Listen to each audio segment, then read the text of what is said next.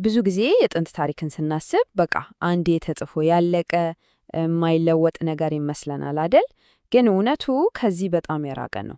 የታሪክ ግንዛቤያችን እኮ ቋሚ ነገር አይደለም። በየጊዜው በሚገኙ አዳዲስ ማስረጃዎችና ትርጓሜዎች እንደ አዲስ የሚከራከሩበት ሕያው የሆነ የሐሳብ መድረክ ነው። እና ይህ ጥያቄ ነው የዛሬው ትንታኔያችን ማዕከል የሚሆነው።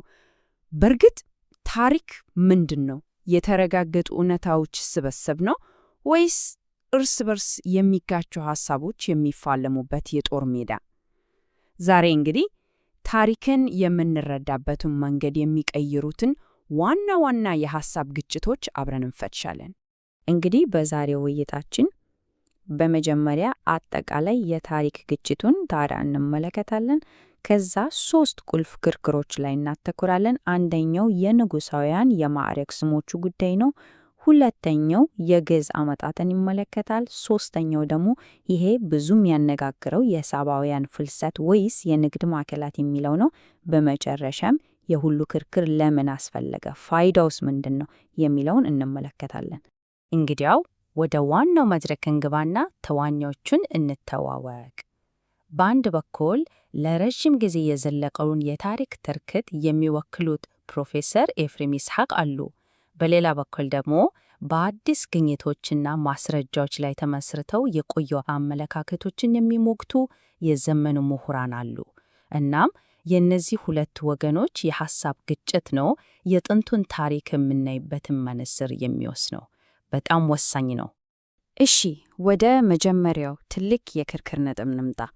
የጥንት ንጉሳውያን የማዕረግ ስሞች። እነዚህ የማዕረግ ስሞች ምን ማለት ናቸው? በቃ ዝም ብሎ የዝምድና መጠሪያዎች ናቸው ወይስ ከጀርባቸው ሌላ እጅግ ትልቅ የሆነ ትርጉም አለ? እንግዲህ የፕሮፌሰር ኤፍሬም ይስሐቅ አቋም ይሄ ነው። እሳቸው በጥንታዊ የሴማዊ ቋንቋዎች ጥናታቸው ላይ ተመሰረተው የማዕረግ ስሞቹ በፍጥራዊ መንገድ ነው ያደጉት ይላሉ። ለምሳሌ የአባት የሚለው አጠራር የትውልድና የዝምድናን ስርዓት ነው የሚያሳየው። በቃ ስልጣን በቤተሰብ በዝምድና ላይ የተመሰረተ ነበር የሚል ነው። እሺ፣ አሁን የፕሮፌሰር ይስሐቅን አመለካከት አየን። እሱ ምንድነው? ማዕረጎቹ የዝምድና መረብ ነው የሚያሳዩት የሚል ነው። ለምሳሌ የቱባ ነገስታት እንደ ታላላቅ መሪዎችና የቤተሰብ ራሶች ይታዩ ነበር። በሌላ በኩል ደግሞ የባግዳድ ለውጥ የሚባል ፍጹም ተቃራኒ አመለካከት አለ። ይሄ አመለካከት እረ በፍጹም እነዚህ ማዕረጎች የዝምድና አይደሉም ይላል። ይልቁንም የንግድ የበላይነትን የሚያሳዩ ልዩ የሉዓላዊነት ቅርጫቶች ነበሩ። በቃ የንጉሠ ነገሥትነት ማዕረጎች ናቸው እንጂ የአባትና ልጅ ጉዳይ አይደለም የሚል ነው። ይሄ የባግዳድ ለውጥ የሚለውን ድፍ ሐሳብ ምን ያህል ከባድ እንደሆነ ለመረዳት እችን አባባል ተመልከቱ። ይሄ እኮ ይላሉ ተከራካሪዎቹ የደቡቡን ልሂቃን ከንጉሳዊ ስልጣናቸው ያራቆት የቋንቋ ዘረፋ ነው። በቃ እጅግ የረቀቁ የነጋዴ ንጉሠ ነገሥታትን ወደ ተራ የጎሳ አባቶች የቀየረ የታሪክ ሾዳ ነው ያሉ ነው የሚሞግቱት። በጣም ከባድ ክርክር ነው።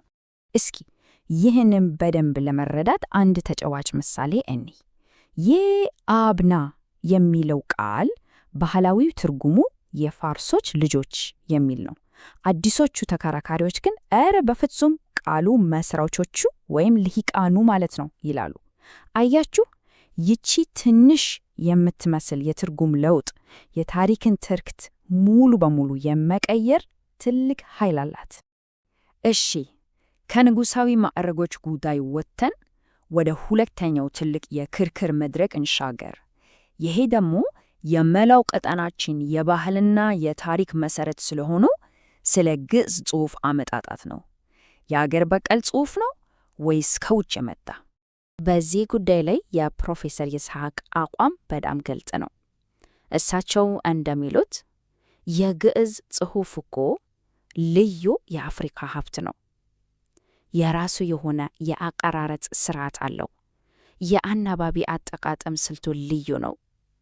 ስለዚህ በአፍሪካ ቀንድ ውስጥ ራሱን ችሎ የተፈጠረ ነው ብለው አጥብቀው ይከራከራሉ። እዚህም ጋር እንደገና ሁለት ፍጹም ተቃራኒ ሐሳቦች አሉን። በፕሮፌሰር ይስሐቅ በኩል ግዕዝ ራሱን የቻለ ትይዩ እድገት ነው ያሳየው። ይሄም ከደቡብ አረቢያ ግንኙነት በፊትም እዚህ ሴማይ ህዝቦች እንደነበሩ ያሳያል ይላሉ። የዘመኑ ምሁራን ደግሞ ቆይ የጥንታዊ ጽሑፍ ጥናት ወይም ፓሊዮግራፊ የሚባለውን ማስረጃ ስናይ ከደቡብ አረቢያው የመስነት ጽሑፍ ወደ ጥንታዊ ግዕዝ ግልጽ የሆነ የዝገበተ ለውጥ መስመር አለ ይላሉ። ታዲያ የዘመኑ ምሁራን ማስረጃቸው ምንድን ነው? የዘረመል ምልክቱ ብለው ይጠሩታል። እነዚህ ሊቃውንት የፊደላቸውን ቅርጽና ዝግመተ ለውጥ ደረጃ በደረጃ ይከታተላሉ። እናም ከሙስነድ ጽሑፍ ወደ ጥንታዊው አነባቢ ወደ ሌለው ግዕዝ ግልጽ የሆነ የትውልድ መስመር ያሳያሉ። አዎ ግዕዝ የአካባቢውን የኩሺቲክ ተጽዕኖዎች ወስደዋል። ነገር ግን ዋናው የአሰራር ስርዓቱ ወይም ኦፐሬቲንግ ሲስተም ከደቡብ ሴማዊ ቋንቋዎች የተወረሰ ነው ባሎች ናቸው። እሺ፣ አሁን ደግሞ ወደ ሶስተኛውና የመጨረሻው ክርክራችን እንግባ። ይህ ምናልባትም ከሁሉም በላይ ስሜት ቀስቃሽና ብዙ ውዝግብ የሚያስነሳው ርዕስ ነው። የሳባውያን በኢትዮጵያ ምድር የነበራቸው ሚና ፍልሰት ነበር ወይስ የንግድ ማዕከላት? በዚህ ጉዳይ ላይ የፕሮፌሰር ይስሐቅ አቋም በጣም ግልጽና ጠንካራ ነው። እሳቸው እንደሚሉት ይሄ የሳባውያን ፍልሰት የሚባለው ሐሳብ በቃ ተረት ነው። ዓላማውም አፍሪካውያንን ከራሳቸው ታሪክ እና ስኬት ለማራቆት በቅኝ ግዛት ዘመን ሆን ተብሎ የተፈጠረ ተረት ነው ብለው ነው የሚከራከሩት። እዚህም ጋር እንደገና ሁለት የተለያዩ የታሪክ ትርክቶች አሉን። የፕሮፌሰር ይስሐቅ አቋም የሳባውያን ቅኝ ግዛት የሚለውን ሐሳብ ሙሉ በሙሉ ውድቅ ያደርጋል። የአክሱም ስልጣኔ 100% የአካባቢ እድገት ነው ይላሉ። በሌላ በኩል ያለው ካሪቢዝም የሚባለው አመለካከት ደግሞ ጉዳዩ የብዙ ሕዝብ ፍልሰት አይደለም ይላል። ይልቁንም ሀብትን ለመቆጣጠር በልሂቃን የሚመሩ ስልጣኒ የንግድ ማዕከላት ነበሩ። እሺ፣ ታዲያ ይሄ ካሪቢዝም ምንድን ነው? በቀላል አማርኛ ሙክሮቦች ወይም አዋሃጆች ተብሎ የሚጠሩ የደቡብ አረቢያ ልሂቃን የንግድ መስመሮችን ለመቆጣጠር በተለይ የዝሆን ጥርስ፣ ወርቅና ዕጣን ንግድን ስልታዊ ቦታዎች ላይ የተመሸጉ ማዕከላትን አቋቋሙ የሚል ጽንሰ ሐሳብ ነው። የደቡብ አረቢያን የህንፃ ጥበብና ሃይማኖት ይዞ መጥተዋል። ግን ይሄ የህዝብ ወረራ ሳይሆን የልሂቃን የኢኮኖሚ ቁጥጥር ነበር ነው የሚለው። የሚገርመው የአርኪኦሎጂ ማስረጃዎችም ወደዚህ ሐሳብ የሚያመሩ ይመስላሉ። ለምሳሌ የአካባቢው የኦና ባህል የሚባለው የራሱን ባህላዊ አኗኗር እንደቀጠለ ቁፋሮዎች ያሳያሉ። በተመሳሳይ ጊዜ ደግሞ ሳባዊ ባህሪ ያላቸው ልሂቃን የራሳቸውን የተመሸጉ ቦታዎች አቋቁመዋል። ይሄ ምን ያሳየናል? ወረራ እና መተካካት ሳይሆን ምናልባትም የሁለት ባህሎች አብሮ መኖርን ነው። እሺ፣ እንግዲህ እነዚህን 3 ትልልቅ ክርክሮች አየን። የንጉሳዊ ማዕረጎች፣ የግዕዝ አመጣጥ እና የሳባውያን ጉዳይ። አሁን ወደ ዋናው ጥያቄ ነምጣ እና የሁሉ ክርክር ለምን አስፈለገ? ፋይዳውስ ምንድን ነው? በቃ ከታሪኮቹ ጀርባ ያለው ታሪክ ምንድን ነው? ይሄ ሰንጠረዥ የሁሉንም ነገር ማጠቃለያ በሚገባ ያሳየናል። በንጉሳውያን ማዕረግ ጉዳይ ላይ የኤፍሬም ይስሐቅ የዝምድና ሐሳብ በአንድ በኩል፣ የባግዳድ ለውጥ ደግሞ በሌላ በኩል። በግዕዝ ጽሑፍ ላይ የአገር በቀል ልማት ነው የሚለው አቋም ከሙስነድ የተወረሰ ነው ከሚለው ጋር ይጋጫል። በሳባውያን መገኘት ጉዳይ ላይ ደግሞ ፍልሰትን አጥብቆ መቃወምና የአገር በቀል ክብር ማለት ከካሪቢዝም ወይም ስልታዊ የንግድ ማዕከላት ከሚለው ንድፈ ሐሳብ ጋር ይፋጠጣል። እና ወሳኙ ነጥብ ይሄ ነው። እነዚህ ክርክሮች በቃ የጥንት ዘመን አቧራ የለበሱ ጉዳዮች ብቻ አይደለም፣ ይልቁንም ታሪክ ራሱ እንዴት እንደሚጻፍ እንደሚተረጎምና እንደሚከራከርበት የሚያሳየው ናቸው።